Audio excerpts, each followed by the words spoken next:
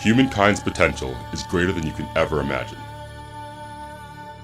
Revolutionize into a force that transcends the mind, the universe, the balance of the force. Your Inner Being with Rob Ouellet.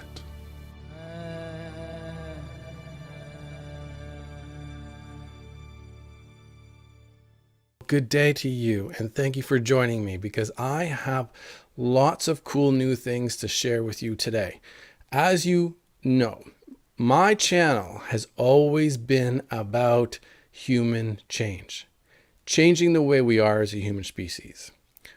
It is time within our evolution now to move forward in a new direction with a lot more maturity, a lot more focus of what our priorities are. And with that said, we have reached a point technologically now where within the next 30 years, by 2050, there is going to be so much change that you won't even recognize the way we are living now today. Number one, colonies on Mars. For a very long time now, since the early 1990s, we have been dreaming about what it would be like to live on Mars, to go to Mars. In fact, there has been some ideas about an alien race already living on Mars. And that is a true story. And books have been made, movies have been made. The idea of getting to Mars has been riddling our imaginations for so long now. We are about to finally get our foot on there in the next few years. SpaceX is a relatively new company. It is headed by Elon Musk, who has been in the news in the last couple of years quite a bit for his innovation and his imaginations to where how we are going to travel into space and get to places like the moon and Mars. Now, he's been working really hard on these new ideas and new inventions, and by 2023, he hopes to be ready to be gone to Mars, and by 2024, he plans on actually having a colony on the planet. NASA, as you know, has been in the lead for science and technological explorations into space since as long as we can remember attempting to go to outer space. And now some people have been finding that they have been a little bit slow in going to Mars. They actually are planning to go to Mars. Between the two companies, we are surely going to get there. We are going to get there really, really soon. How long will it take for an actual colony to actually be living on Mars permanently with homes and shops and stores and jobs where there's a whole new civilization with their own laws and regulations?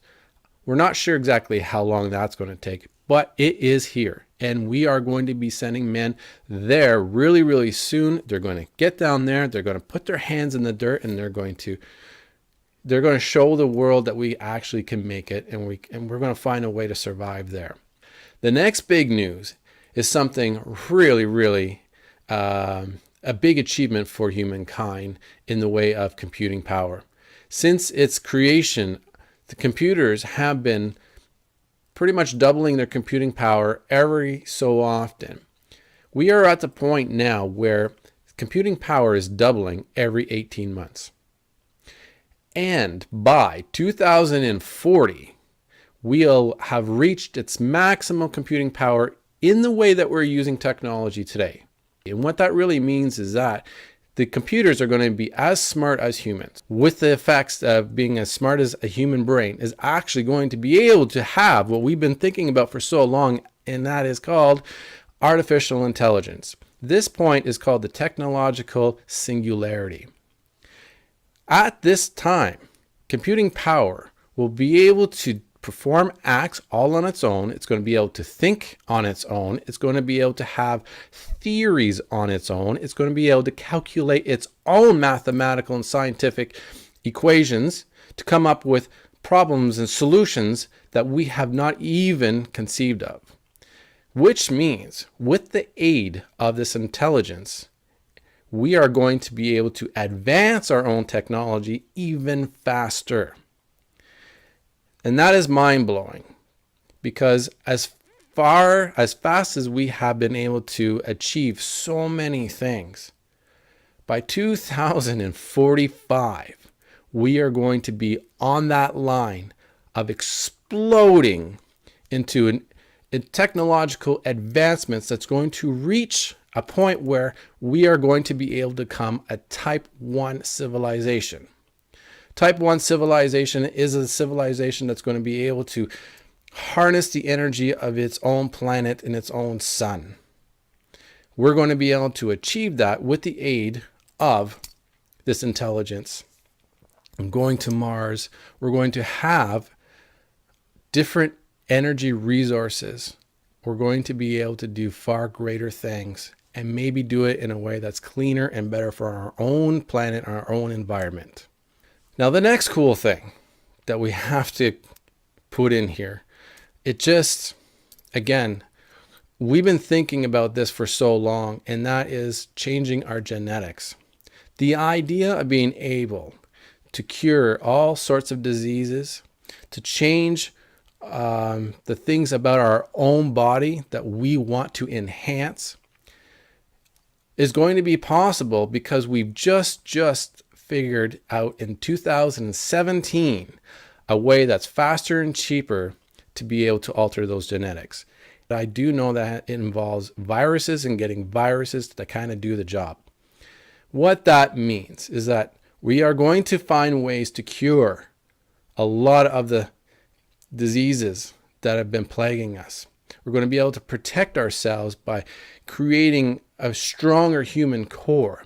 We might be able to, very shortly, expand the life of a human being up to 500 years. Can you imagine that? The next step that I want to present to you is that way back in 1999, humankind has sent out a message in space to certain areas in which we believe could harbor intelligent life. That signal or that message is going to reach those areas in about 2050. So if there is an intelligent race out there and they're able to detect that and decode it, depending on how advanced they are, they're going to be able to send out a message back. They're going to be able to reply. But how fast will they be able to do it? We don't know. Will it take 50 years? Will it take 100 years?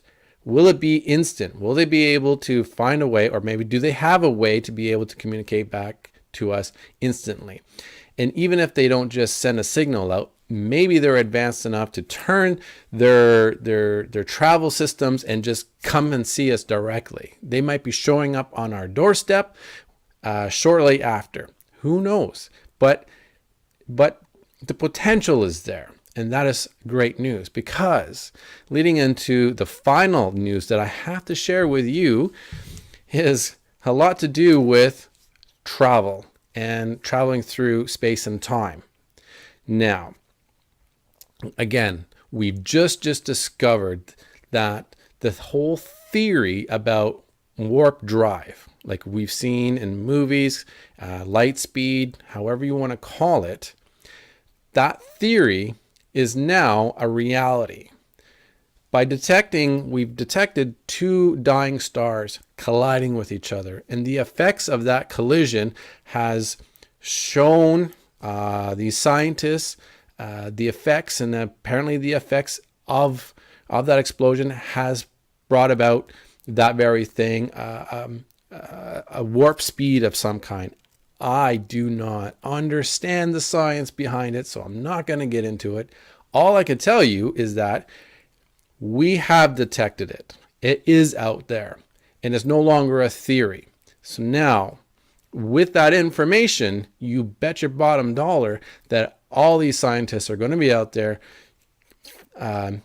getting the information and making their calculations to try to come up with our own system of warp drive. So, when you put all of this together now, we have people going to Mars.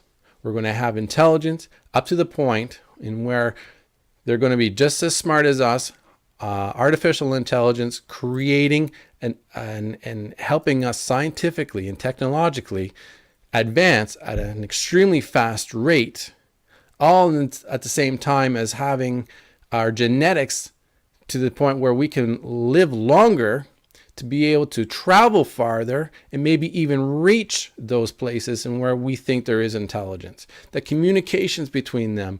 And if we are advanced enough, soon enough, we might be even be able to travel to these places within our own lifetime. Now, I'm not going to go that far, but definitely within the next 30 years, we can expect some huge changes on the planet. What does that mean? What does that mean for the human race? Well, we definitely have to mature, because we cannot, absolutely cannot expect to go out there in space and start behaving in the way that we've been behaving here on this planet. And we all have to become one group, one planetary group with some similar goals for peace and harmony.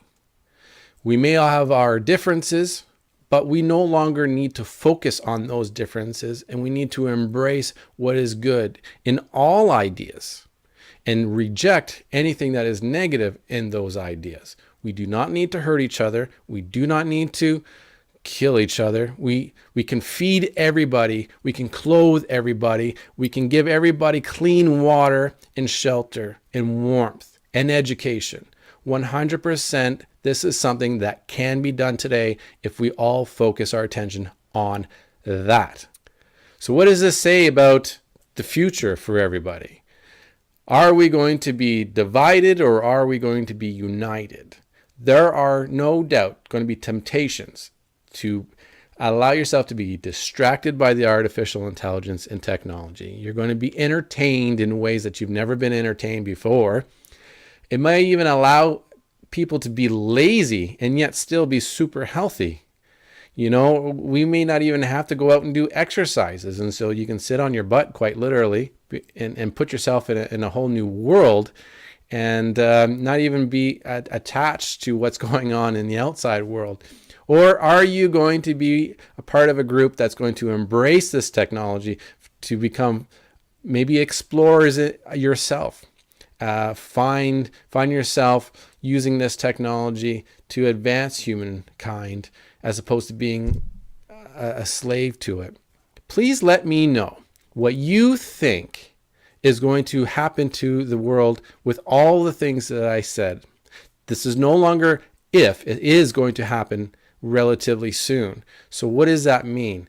What do you think it means? What do you think we're going to see? What kind of changes do you think we're going to see? Are you ready for it? Are we ready for it? Any ideas, please jot them down. And until next time, take care, and I wish you well.